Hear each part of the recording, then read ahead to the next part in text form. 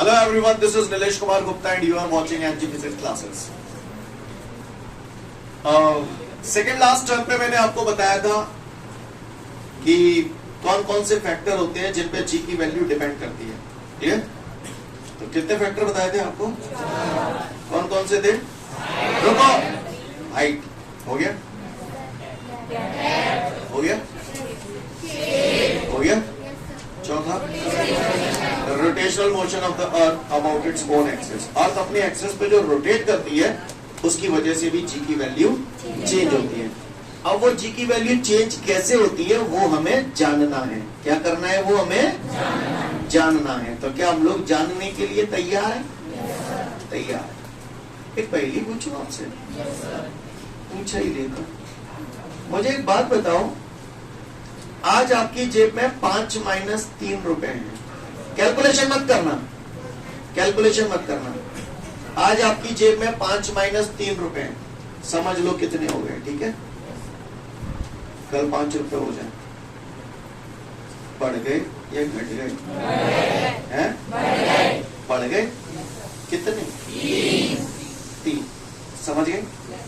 आज आपकी जेब में 5 माइनस 3 रुपए हैं. कल 5 रुपए हो गए तो बढ़ गए. मुझे मालूम है कैलकुलेशन करके भी उतना ही आएगा, पर जो मैं बोल रहा हूं समझ में आ रहा है? अगर आज gravity G minus omega square R है, कल जी रह जाए तो बढ़ गई या घट गई? है? घट गई या बढ़ गई? बढ़ गई. बढ़ गई. कितनी? आगे ना औकात में, आगे ना. फिर से सुनो. आज आपकी जेब में 5 माइनस 3 रुपए. आज आपकी जेब में कल 5 रुपए हो जाए, कल 5 रुपए हो जाए तो पहले दिन जो 3 कम हो रहे थे वो अब नहीं हो रहे ना नेक्स्ट डे. तो बढ़ गए या घट गए? हैं? बढ़ गए. कितने? 3. समझ गए? कंपेयर करो. आज gravity G minus omega square R है, कल जी हो जाए तो बढ़ गए या घट गए? हैं? जी की वैल्यू बढ़ गई. कितनी? हाँ, ओमेगा स्क्वायर. जो बोला समझ में आया? अच्छा, कोई चीज अगर घूमती है तो उसके अंदर कौन सी वेलोसिटी होगी? Angular velocity. कौन सी वेलोसिटी होगी? अगर कोई चीज, अर्थ ही ले लो, चीज क्या लो, अर्थ ले लो. अर्थ अगर अपने एक्सिस पे घूमना बंद कर दे तो एंगुलर वेलोसिटी कितनी हो जाएगी? अच्छा, समझ में आई? जो बोला आपको पल्ले पड़ता है? पड़ता है. आप महान है, अच्छे बच्चे. चलिए तब देखते हैं हम लोग आगे की कहानी. आपसे कहते हैं कल तक जितना भी कराया मैंने आपको, last GP greater than GP यानी पोल्स पे ग्रेविटी ज्यादा होती है इक्वेटर से. यहां तक आपको सब कुछ क्लियर है? इससे पीछे का हमारा कुछ छूटा तो नहीं है? चलो तो देखते हैं आगे की कहानी हम लोग. सभी लोग ध्यान से सुनेंगे ऑन द बोर्ड. यहां पर ये जो चौथा फैक्टर है जिसमें मैंने आपको बताया था कि अर्थ अपने एक्सिस पर रोटेट करती है और उसके रोटेशन की वजह से भी जी की वैल्यू में चेंज होता है. राइट? तो यहां पर हमको इसमें ज्यादा डेप्थ के चक्कर में नहीं पड़ना है, मोटा मोटा हमको देखना है. क्लियर? ये आपके कॉम्पिटिटिव पॉइंट ऑफ व्यू से बहुत इंपॉर्टेंट है. बाकी का जहां तक 11th पॉइंट ऑफ व्यू की बात करूं तो हाइट और डेप्थ पर्याप्त है. क्लियर? इतने में खेल हो जाएगा. दोनों में से एक आएगा, चाहे तो हाइट वाला आ जाए चाहे डेप्थ वाला आ जाए. सीन क्लियर है? शेप भी आपका हो गया. अब rotation motion of the Earth about its axis, इस पर ओटी वगैरह बन जाता है. तो समझने की कोशिश करेंगे, ध्यान से सुनेंगे सब लोग. Ready everyone? इससे पहले कि मैं इसे समझाऊं, आप लोग मुझे कुछ छोटी छोटी बातें बताएं. कितना डिग्री का एंगल है ये? 90. दिखाई दे रहा है सभी को? Yes sir. 90 डिग्री का एंगल है? Yes sir. अच्छा, एक ऐसे है एक ऐसे है, इसलिए 90 डिग्री का एंगल है? Yes sir. अब ये 90 से कम है या ज्यादा है? कम है. अब और कम है. मतलब ये दोनों अगर एक ही डायरेक्शन में हो जाएंगे तो एंगल 0 है जाओ? Yes sir. और बढ़ जाओ? Yes sir. कितने आ जाओ? 90. जानते हो? Yes sir. जानकार हो. आगे बढ़ते हैं. अगर मेरी ये बात आपको समझ में आ गई तो ध्यान से सुनिएगा। अर्थ अपने एक्सिस पर जब रोटेट करती है ना, तो उसकी जी की वैल्यू में जो वेरिएशन होता है, जो चेंज होता है, that is according to this formula. और ये फॉर्मूला आपको डायरेक्ट याद रखना है एज इट इज। ऐसा नहीं है कि इसका डेरिवेशन नहीं होता, बिल्कुल होता है, पर अपने लिए जरूरी नहीं है। अपने को डायरेक्ट ये फॉर्मूला याद रखना है, जी dash is equal to ji minus omega square R cos square lambda. Clear? यानी जो वैल्यू चेंज होती है जी की, that is according to this formula, ji dash is equal to ji minus omega square R cos square lambda. Clear? देखते हैं थोड़ा सा इसके बारे में हम लोग जानने की कोशिश करते हैं। लुक एवरीवन, और इशारे करूंगा, बताना आप ही को है, ठीक है? तैयार है हम लोग? सुना है इसको अर्थवर्थ बोलते हैं कुछ? सुना है ये ऐसे वेस्ट होता है, ये ईस्ट होता है, ये नॉर्थ होता है, ये साउथ होता है। अच्छा, जानते हो? अच्छा, ये वेस्ट और ईस्ट पोल्स होंगे तो? अच्छा, ये इक्वेटर है, ये तो कहीं का नहीं तुमने बोलते, इक्वेटोरियल लाइन है ये, जानते हो? जानकार हो? जगह है नॉर्थ पोल साउथ पोल, ऐसे मिलाऊं मिलाया। Clear? This is called polar axis. क्या ये? और ये क्या है? इक्वेटर। इतनी तो ज्योग्राफी पढ़ी होगी, इसको इक्वेटर बोलते हैं। बोलती नहीं बोलती? क्या बोलते? जी हाँ, जी हाँ मेरे भाइयों, इक्वेटर। ये लाइन है इक्वेटर और ये लाइन है पोल्स। गुड, अच्छा बोला आप लोग। ये सेंटर है अर्थ का। मैंने मान लिया यहाँ पर कोई एक ऑब्जेक्ट रखा हुआ है जिसका मास स्मॉल है। कितना है? स्मॉल है। तो जाहिर सी बात है, कोई अर्थ जो होती है वो किसी भी बॉडी पे अट्रैक्शन फोर्स लगाती है और इसे कहां की तरफ खींचने की कोशिश करती है। आप महान हैं, आप धन्य बच्चे हैं। Right guys? सही बोल रहा हूं? बोल रहा नहीं बोल रहा? क्यों? ये कौन है? अर्थ की जगह कहाँ है? जी हाँ, अर्थ की ये क्या है? रेडियंस। अब ये जो ऑब्जेक्ट है, ये जो लाइन है ना, ये लाइन यहाँ पर ये जो एंगल बना रही है, this angle is called latitude angle. क्या बोलते हैं इसे? It is denoted by the letter lambda. It is denoted by the letter lambda. वो पूछा है लैम्डा क्या है, तो क्या कहोगे? क्या कहोगे? हाँ, क्या कहोगे? आइए ना, आइए। ये डॉटेड लाइन जो देख रहे हो, ये रही, दिख गई? और जो दूसरी लाइन है ये तिरछी वाली, वो ये रही। ठीक है? अब ये वाली जो लाइन है, मैं इसे इक्वेटर पे ले आया, तो मुझे बता सकते हो लैम्डा की वैल्यू कितनी हो जाएगी? अच्छा, और जो लाइन है ले आऊं तो पोल्स पे तो? अच्छा, मतलब आपके हिसाब से अगर मैं इक्वेटर पे आ जाऊंगा तो लैम्डा की वैल्यू और पोल्स पे पहुंच जाऊंगा तो? अच्छा, तो मतलब आप मुझसे ये कहना चाहते हो at equator lambda is equal to, बढ़ के भी जाना, at poles lambda is equal to 40 वगैरह में खूब पूछता है इक्वेटर पे लैटिट्यूड एंगल कितना होता है। मैंने बतिया वहां को कि पूछो क्या देने होते हैं, कितना होता है इक्वेटर पे लैटिट्यूड एंगल पोल्स पर? तो सुनो ध्यान से, लैम्डा की वैल्यू 0 रखा हूं।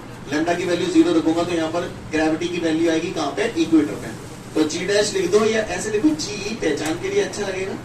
अब अपन ग्रेविटी निकाल रहे हैं कहाँ पे? इक्वेटर पे। चलो आओ देखते हैं। G minus omega square R cos square lambda की जगह कितने डालता हूँ? 0। इक्वेटर पे लैम्डा 0 होता है? होता नहीं होता? कॉस 0 1 का स्क्वायर 1 का मल्टीप्लाई ओमेगा स्क्वायर से करूंगा, यानी इक्वेटर पे ग्रेविटी कितनी होती है? नहीं है मेरी बात समझ। इक्वेटर पे ग्रेविटी कितनी है? समझ गए? ऐसे मैंने इक्वेटर पे निकाली है, तुम पोल्स पे निकाल के बताइए। पोल्स पे लैम्डा की जगह 90 देते हैं, वो निकालिए, जीपी कितने हो? कभी करेंगे ही, सब ओरल ही करते हैं ये। कॉस स्क्वायर लैम्डा की जगह का हटा दो, कॉस 90 0 का स्क्वायर 0 के बदलते हैं कितने बोले? सेंस ले लें जीरो। समझ गए? तो जीबी बराबर क्या है, कितने जाएगा ये? जीबी बराबर जीरो वाला को है जी, गड़बड़ी ले रहा जाएगी। क्लियर है? यहां तक बात समझ में आ रही है सभी को?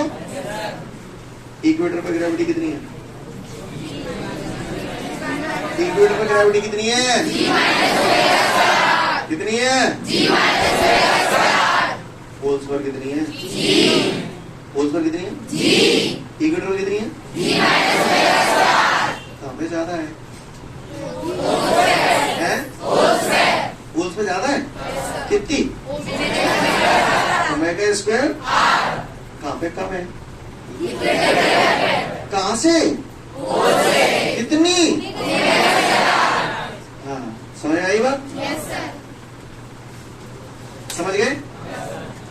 ग्रेविटी कहाँ ज्यादा है? पोल्स पे। कल जब हमने शेप ऑफ द अर्थ पढ़ा था तो आपको याद होगा, हमें बस इतना पता चला था कि पोल्स पे ग्रेविटी ज्यादा होती है, लेकिन कितनी ज्यादा होती है? Omega square. कहां पर कम होती है ग्रेविटी? कितनी कम होती है? समझ में आ गई? तो वो जो है पढ़ लो उसको, ज्यादा उसमें अपने को स्ट्रेस नहीं देना, पर ये रामायण इतनी समझ में आ गई आपको, बस उतना फटाफट देख लो, फिर आगे की बात करता हूं। तो आगे बढ़ते हैं। उम्मीद करता हूं आप सभी लोग इस बात को समझ चुके हैं कि भैया इक्वेटर पे ग्रेविटी कम होती है, पोल्स पर कितनी ज्यादा होती है? इक्वेटर पे कितनी कम होती है? शाबाश, समझ गए? तो समझ गए, सोच समझ के जवाब देना, गधों की तरह रिएक्ट मत करो। आज तुम पढ़ लिख गए हो, ठीक है? आज तुम पढ़ लिख गए हो और मैं आप लोगों को एक सैलरी ऑफर कर रहा हूं, आप लोग बताना आप काम करना चाहेंगे कि नहीं। आपकी जो सैलरी है ना,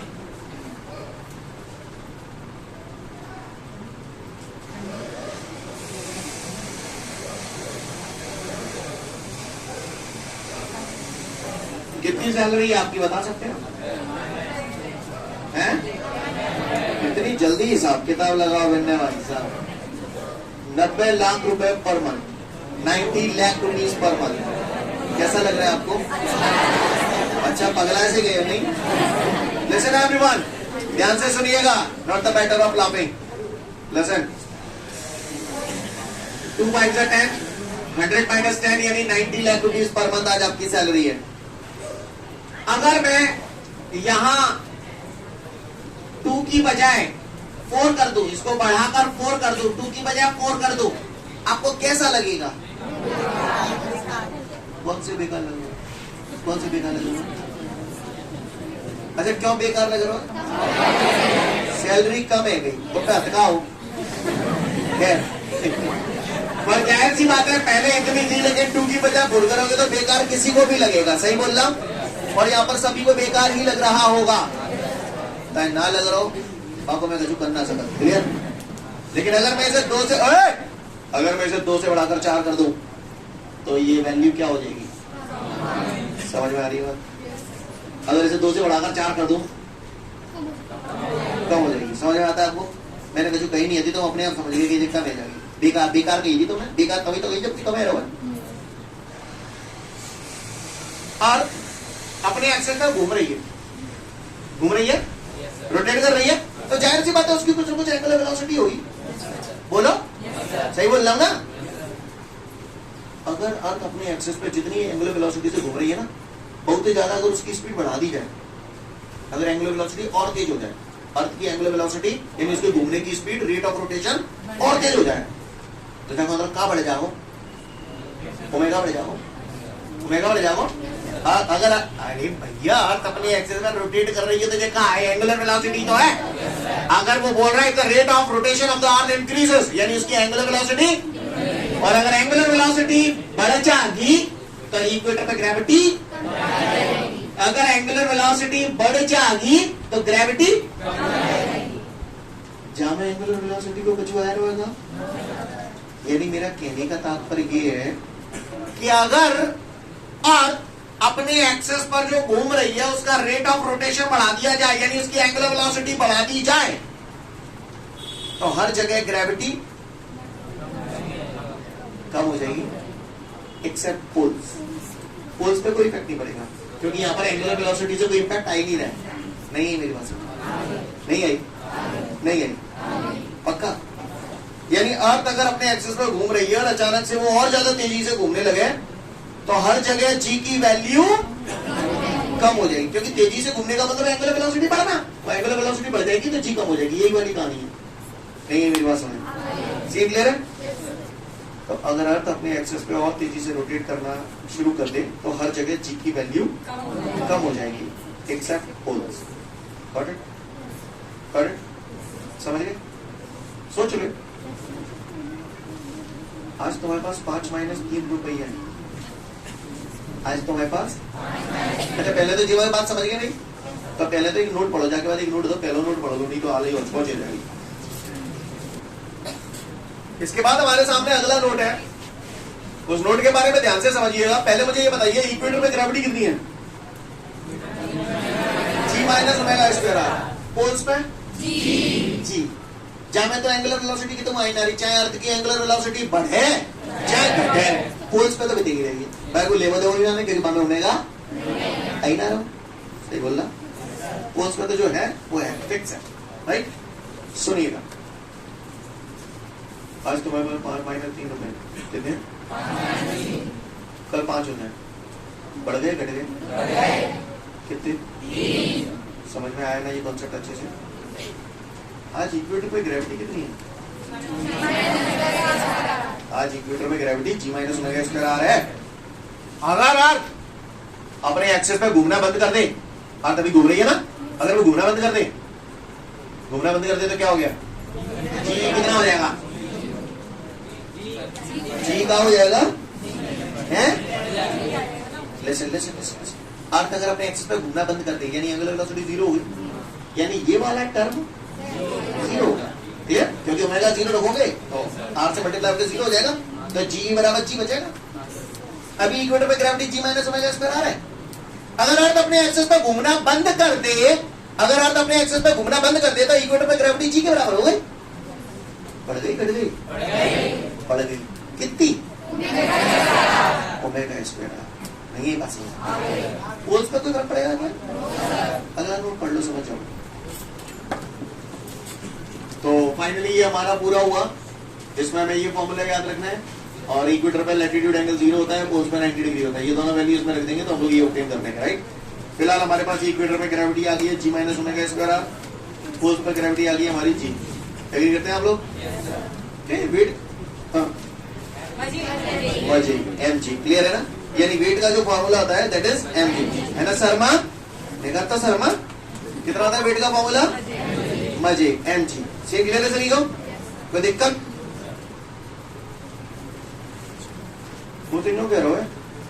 हाँ कह रहा हूँ, हाँ कह रहा हूँ, क्यों कह रहा हूँ? होते अर्थ अपने एक्सिस पर कितनी एंगुलर वेलोसिटी से घूमे? सुनने हो ना? अगर मानो क्या कर रहा है? अर्थ अपने एक्सिस पर कितनी एंगुलर वेलोसिटी से घूमे कि इक्वेटर पर रखी चीजों का वेट 0 हो जाए। क्वेश्चन समझ रहे हैं?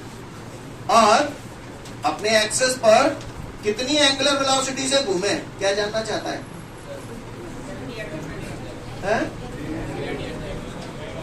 ओमेगा जानना चाहता है। अर्थ अपने एक्सिस पे कितनी एंगुलर वेलोसिटी से घूमे, क्या जानना चाहता है? ओमेगा। ओमेगा की वैल्यू जानना चाहता है। अर्थ अपने एक्सिस पे कितनी एंगुलर वेलोसिटी से घूमे कि इक्वेटर पर रखी चीजों का वेट 0 हो जाए। This is the question. What the question everyone? Competitive exam में ये आंसर डायरेक्ट याद करा दिया जाता है, 1/800 रेडियन पर सेकंड। क्लियर? बाकी का कैसे आया वो मैं आपको बताता हूं। फिर से क्वेश्चन समझ गए? अर्थ अपने एक्सिस पे कितनी एंगुलर वेलोसिटी से घूमे कि इक्वेटर पर रखी चीजों का वेट 0 हो जाए। क्वेश्चन समझ में आएगा सभी को? चलिए देखते हैं। तो इसका सॉल्यूशन हम लोग कर रहे हैं। We know that at equator GE is equal to G minus omega square R. Yes or no? Yes sir. ये मैं लिख देता हूं। We know that at equator, समझ में आया? अब वो मुझसे कह रहा है अर्थ अपनी एक्सिस पे कितनी एंगुलर वेलोसिटी से घूमे कि इक्वेटर पर रखी चीजों का वेट 0 हो जाए। वो वेट के फॉर्म में बात करवा रहा है, और वेट का फॉर्मूला क्या होता है?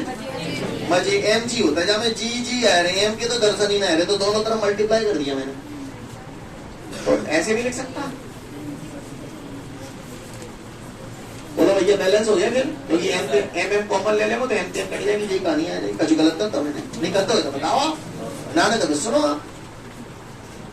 इस चीज को 0 कर दो। इसमें इक्वेटर का वेट कौन सा वाला है? इसमें ये यही तो है। तो ये कितना हो गया? लिखू यहां पर according to question weight on equator is 0। So mge बराबर मैंने कितना रख दिया? कहानी समझ में आ रही नहीं? आ रही बराबर mg minus m omega square R. आओगे को परेशान हो तो बताए। माइनस को m ओमेगा स्क्वायर आर पल्ली लग ले जाऊंगा, कर रहा हूं, समय लगता है। m से m मिट जाएंगे, r नीचे आ जाएगा, तो g upon r is equal to omega square.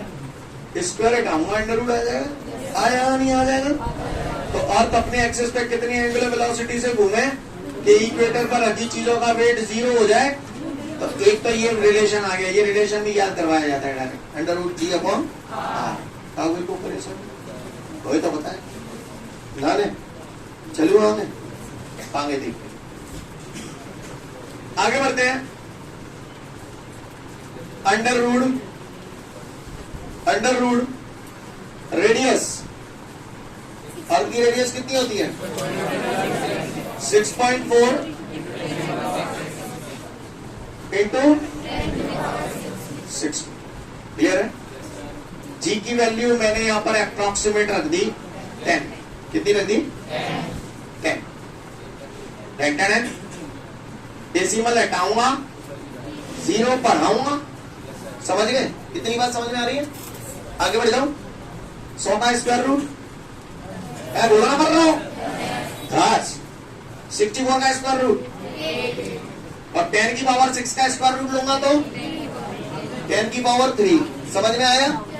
हाँ, 10 की पावर 3 को 1000 नहीं लिख दो, ये 0 से 0 कैंसिल, तो फाइनली हमारा कितना आ गया? 1/100 का 8 से मल्टीप्लाई कर दिया, 800 रेडियन पर सेकेंड। उम्मीद करता हूं समझ में आ गया होगा आपको। सीन क्लियर है? फटाफट इसे नोट डाउन कर लें, फिर आगे की बात करेंगे। इसके बाद आगे बढ़ते हैं हम लोग। अगला क्वेश्चन है हमारे सामने, डिफाइन ग्रेविटेशनल फील्ड। हाँ, ग्रेविटेशनल फील्ड। लिसन एवरीवन, ध्यान से सुनिएगा सब लोग। अभी तक पहले बताओ ये क्या है? हाँ, एक्चुअली क्या है, इतने दिनों से आप लोग उसी फ्लो में चल रहे हैं ना, इसलिए आपको ये अर्थ ही नजर आ रही है। अब मैं अर्थ ऐसे नहीं बनाऊंगा, ठीक है? पहले तो समझ लो, फिलहाल तो अर्थ ही मानो जाए, ठीक है? लेकिन अगली बार से मैं अर्थ को ऐसे नहीं बनाऊंगा, ऐसे बनाऊंगा, ठीक है? समझ गया ना?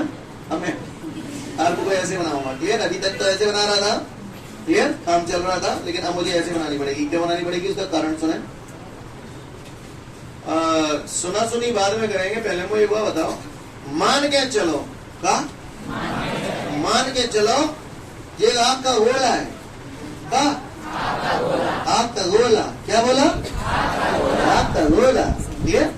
ये जो आपका गोला है, तो यहां आप खड़े हो और यहां मैं खड़ा हूं, क्लियर? किसके निपटने के चांसेस ज्यादा हैं? आपके ज्यादा है, क्योंकि पास में आप हो, तो यहाँ पर इंटेंसिटी ज्यादा होगी। जैसे जैसे दूर जाता जाऊंगा इंटेंसिटी कम होती जाएगी। सही बोल रहा हूँ? अच्छी बात। क्या मैंने सुना है ग्रेविटी खींचती है? हाँ?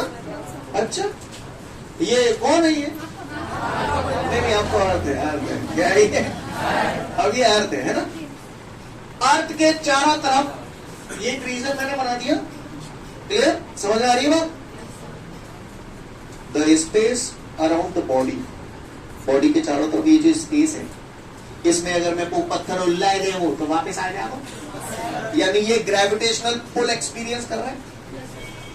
समझ में आ रही बात? तो इसका मतलब ये जो फील्ड है, that is the gravitational field. The region around the body, इस बॉडी के अराउंड ये जो रीजन है, ये जो स्पेस है, ये जो क्षेत्र है, ये जो एरिया है जहां पर हम ग्रेविटेशनल पुल को एक्सपीरियंस कर सकें, that is called gravitational field. Clear? The field around the body या the space around the body where its gravitational pull can be experienced is called gravitational field. नहीं है ये बात समझ में? क्लियर?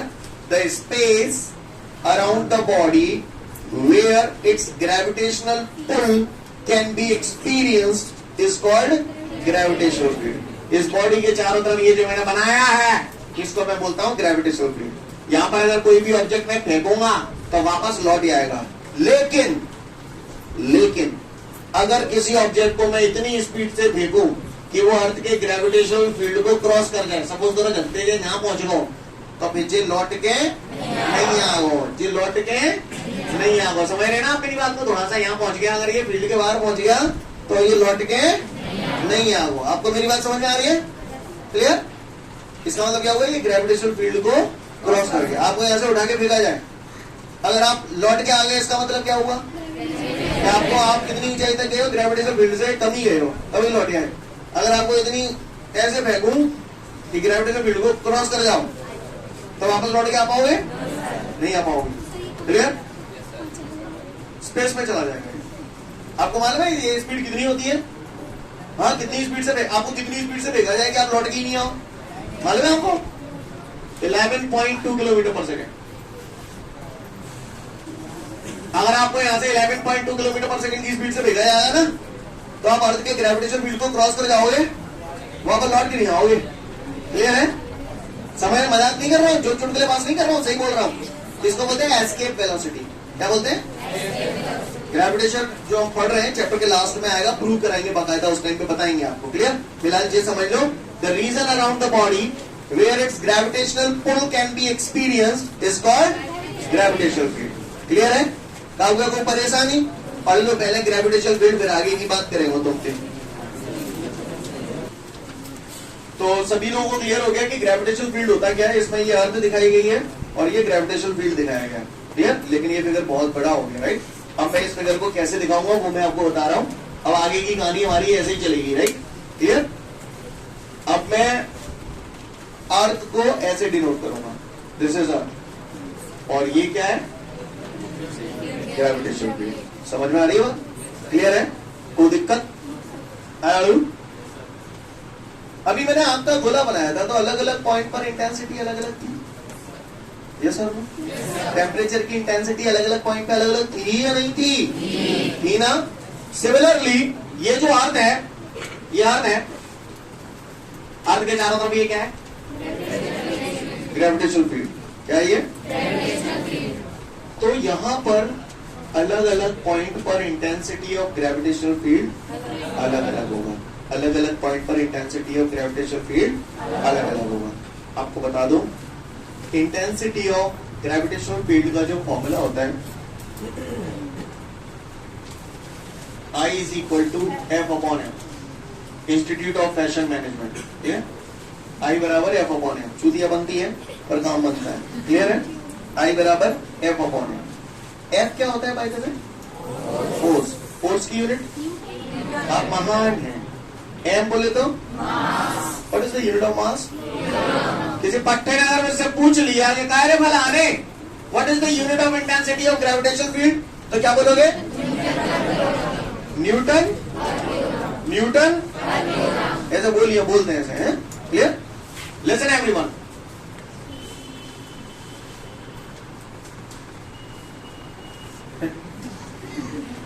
किसी जगह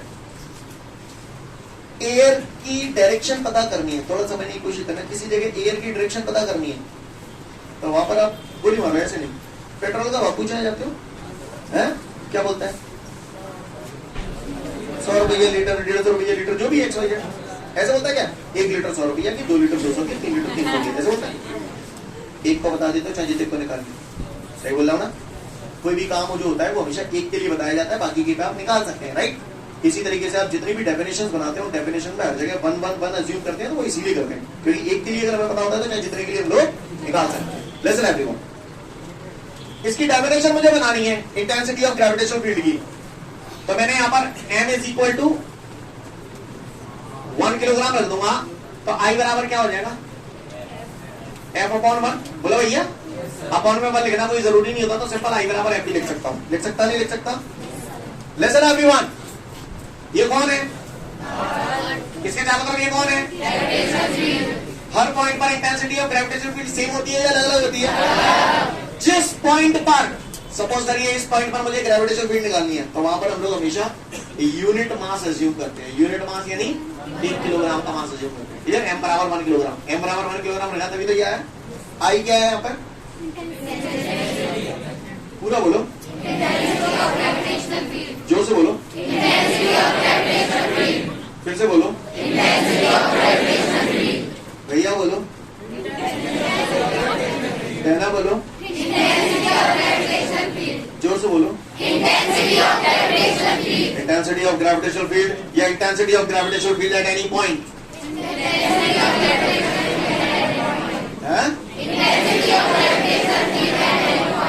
या intensity of gravitational field at any point in the gravitational field.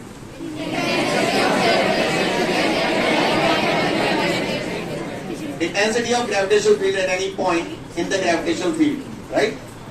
क्या बोला मैंने?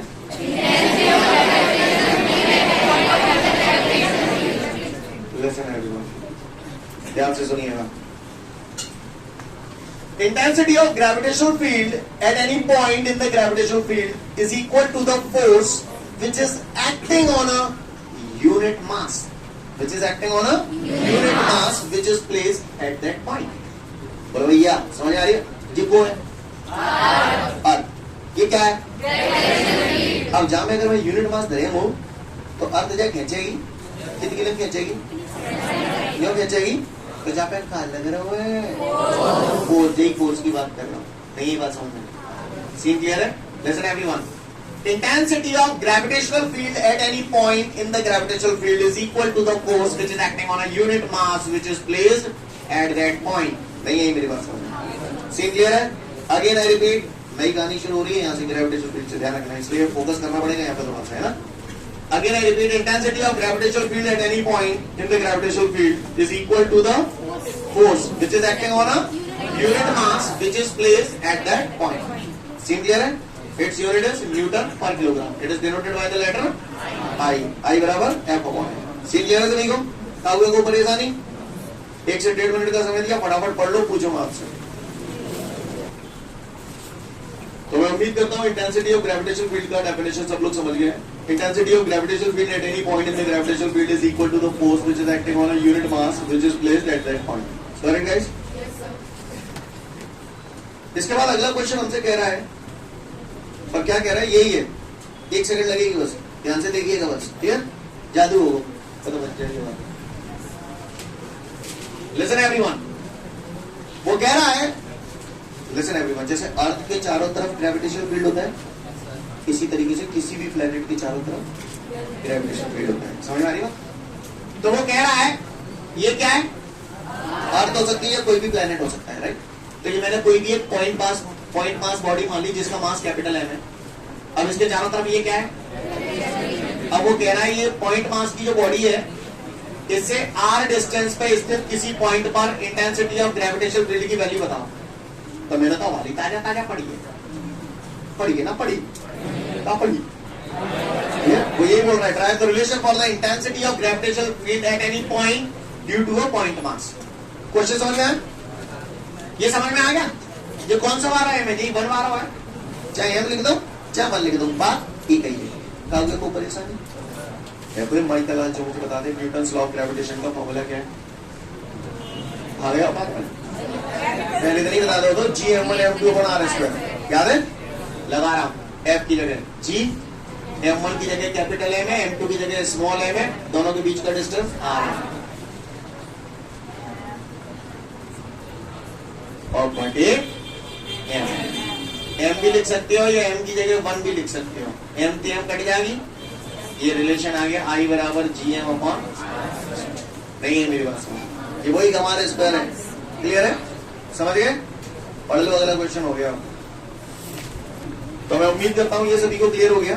किसी ने भी पूछ लिया drive the relation for the intensity of gravitational field at any point you do point mass, तो रिलेशन निकाल देंगे I बराबर GM अपॉन R स्क्वायर। इस क्वेश्चन से जस्ट पहले हमारा एक न्यूमेरिकल छूट गया है, तो वो न्यूमेरिकल देख रहे हैं हम लोग, चलिए देखते हैं न्यूमेरिकल देखते हैं, अलग से नोट में है ना वो तो चलिए न्यूमेरिकल देखते हैं। अगला एक न्यूमेरिकल दिया है हमें, और उस न्यूमेरिकल में हमसे कह रहा है एक ग्रेविटेशनल फील्ड है, ये मैंने ग्रेविटेशनल फील्ड बना दिया, सबको नजर आ रहा है ग्रेविटेशनल फील्ड भैया। अब वो कह रहा है इस ग्रेविटेशनल फील्ड में कोई बॉडी रखी है 5 किलो की, कितने किलो की? 5 किलो की कोई बॉडी रखी हुई है, और ये बॉडी 25 न्यूटन का फोर्स फील कर रही है। तो इस पॉइंट पर इंटेंसिटी ऑफ ग्रेविटेशनल फील्ड कितना है? तो हवाली ताजा ताजा पढ़ो है, F अपॉन M, F कितने के 25, M कितने के 5, 5 या 25, तो I बराबर क्या ही है, डाला 5 न्यूटन। आओगे कोई परेशानी हो तो बताए, बता लो फटाफट कर दिए। ठीक है, तो फिर आज के लिए पर्याप्त है, कल फिर मिलते हैं। Thank you everyone, have a great day to all of you guys, जय हिंद।